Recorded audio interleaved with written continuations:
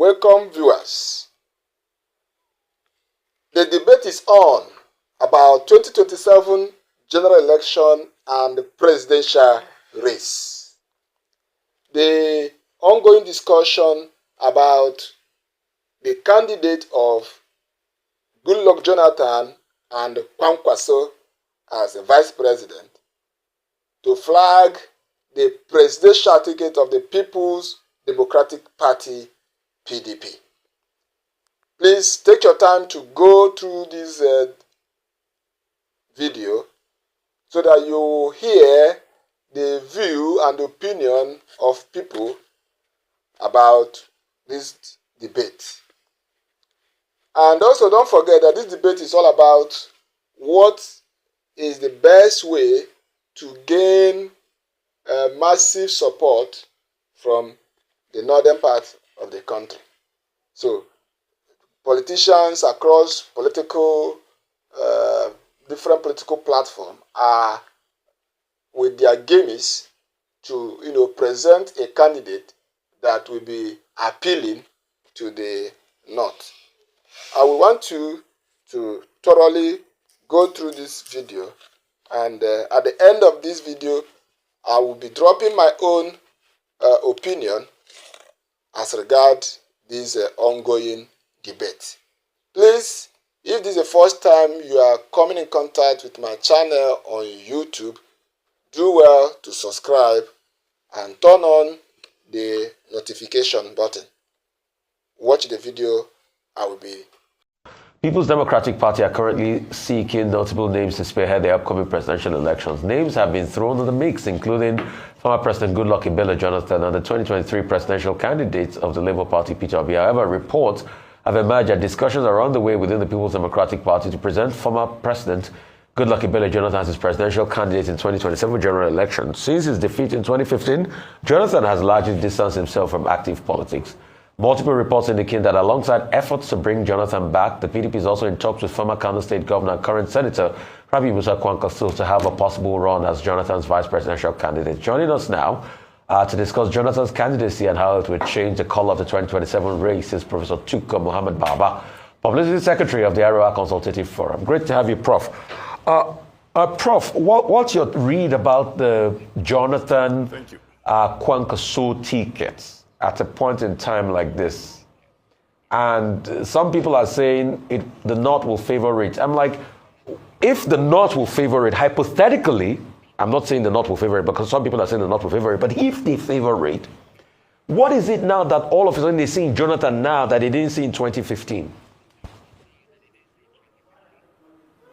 Well, the most immediate is because whether we like it or not, the campaign has started.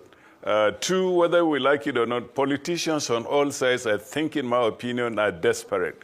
Desperate for the right team, desperate to appeal to the voter, desperate for relevance, and so on.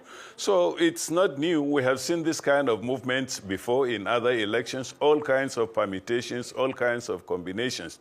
What is probably surprising is to say the North will support this or the South will support that and so on. These are all speculations.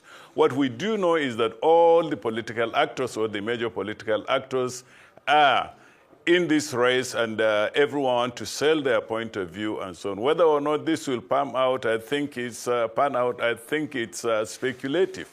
When you say the North, when you say the South, we are not talking of the people. I think we are talking of the politicians and their desire to win elections and so on. But certainly it's interesting to see the extent all parties are going to pull support to bring whoever they think is a heavyweight, quote unquote. So these are interesting times, but we wait to see. I personally think it's a long way to 2027, but of course, desperation is pushing a lot of people into all kinds of combinations and choices.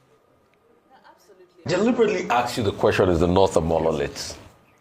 And I deliberately asked you, and I got the answer I wanted, but I would like to prove to you that it is a monolith politically. Let's go back historically. In the days of Nepus of this world and MPC, no matter how Aminu Kano held sway, MPC got the larger seats. There was always a dominant party.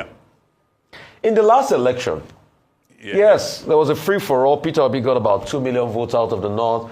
Atiku Abubakar got about 3 million votes. The APC still came out on top.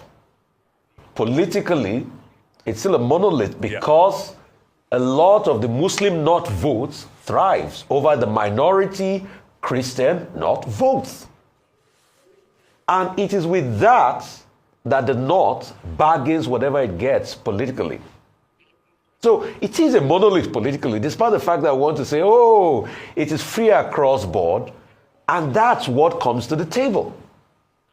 So to further make my argument, when you said that the APC brought about a lot of promises in 2015 and they voted out Jonathan, by 2019, is it that the North didn't see that Buhari was not performing and they still voted en masse again? Because there's a clear question of what has this government not done for the North? This government claims over 50% of the allocation was given to the North. Somebody from the South like me should feel disgruntled about that because we should feel there should be equity. But when you look at the disposition, yes, in terms of landmass, the North is bigger. So I wouldn't take that to heart. My question is, what is it that ought to be done that has not been done? And what will be done to please the North? Again, Mr. Rufai, I hesitate to speak for the North. I hesitate to generalize on the North. You can't force me to do that because for me, the evidence is not as straightforward as you think. Welcome, viewers. Now, here is my position. I would like to start by saying that why is Nigeria election always about the North? Why is it not about the dividend of democracy? Why is it not about governance? Why is it not about competence? Why is it not about character? Why is it not about compassion? Why is it not about a leader who can turn things around, a leader who can actually deliver to the mandate of that office? Why is it not about a leader that can actually solve the numerous problems, the underlying problems facing the country? Why all this ethnicity, bringing religion, bringing tribe? These are what our political elite, the political class, it is their tool, it is their machinization, what they have used over the years to keep the Nigerian state in this terrible state that Nigeria is. It is high time that the North, especially those who are educated in the North, they should rise up to education. A lot of this brainwash has been sold to the Northerners, and they've bought over it over the years. It is high time for the political class, especially those who are educated, the educated elite in the North, to rise to the occasion and say no to this political gimmicks by northern politicians using tribe and religion to get access to power, even when they lack no credible legacy of governance in the past. Let's look at the case of 2015 when Goodluck Jonathan lost to Buhari. Buhari, within the space of 4 years, there was no progression. It was a retrogressive period for Nigerian state. Despite the poor performance of Buhari in governance of Nigeria, in 2019, Northerners still buy into that sentiment of tribe and religion, went ahead to still vote Buhari in 2019 against Atiku Abubakar with the candidates of Atiku Abubakar and Peter Obi as vice president.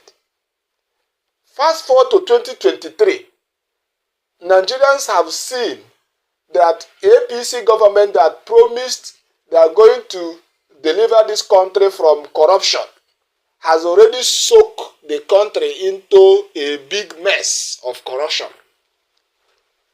2023, there were 3 candidates. Everyone can see clearly with electoral optical eye that there is an outstanding candidate in that election. But what happened?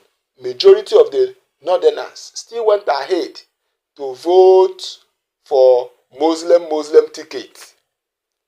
So the question is it that they not prefer voting the worst of us, the worst of the Nigerians to become a president? That is very ridiculous.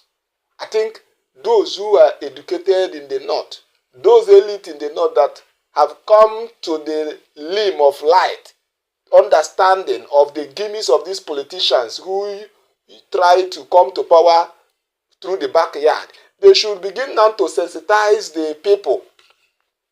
Majority of the Northerners need election education. They need to be educated, they need to be tutored thoroughly about how to vote, voting rightly. If the North can join force with the South in voting rightly, believe you me that Nigeria will get it right and Nigeria will become a great nation in no distant time.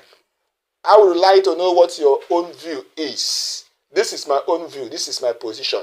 What is your view? What is your position on this matter? Is it just good for us to continue this discussion about ethnicity, about religion?